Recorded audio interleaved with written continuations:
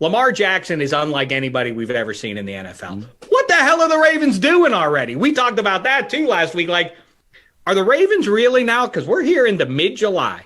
Is the strategy really to see if they can get Lamar to get through a season without paying him the big deal because they have concerns about the long term there? It's real. They're playing with fire. Unless I don't know something, and that's certainly plausible that I don't know what's going on behind the scenes with the Ravens front office. But this is the franchise. From a PR standpoint, no way you can let Lamar go, obviously. He's the most exciting player in the league. And this is a Super Bowl ready roster, as far as I can tell. I really think they have a chance to make a deep run here, but it all gets derailed if they mess around too much here with the franchise. I get the concerns about like free agent wide receivers aren't going to want to go and play in that offense necessarily. And so between Andrews and Rashad Bateman, they're going to have to make that work.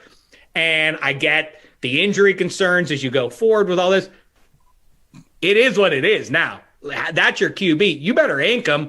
And it's going to have to be massive in line with something like Deshaun Watson got, right? What are they doing, Ike? Do you really think that they're thinking like, maybe since he doesn't have an agent, maybe he'll just be silly enough to like risk his future, his long-term future, and just play one more year under the deal we've got him on? That's crazy if they do. And somebody better get in Lamar's ear and tell him, don't you dare touch that field until you get a long-term deal.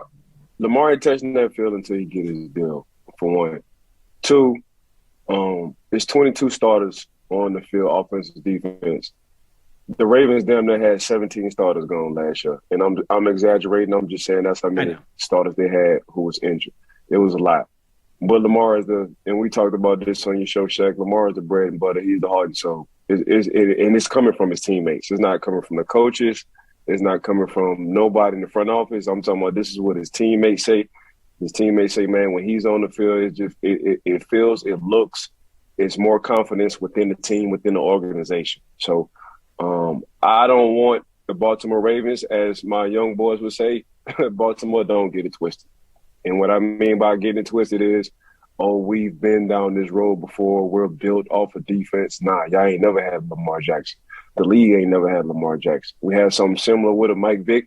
If you want to go back and say Randall Cunningham and all them guys, they cool. The RG3 is cool, but we ain't never had Lamar Jackson, ever. So don't get it twisted. Don't take that talent for granted. Is what I would say coming from a Pittsburgh Steeler to a Baltimore Raven dealing with Lamar Jackson. Lamar should never ever step on the field until he get paid.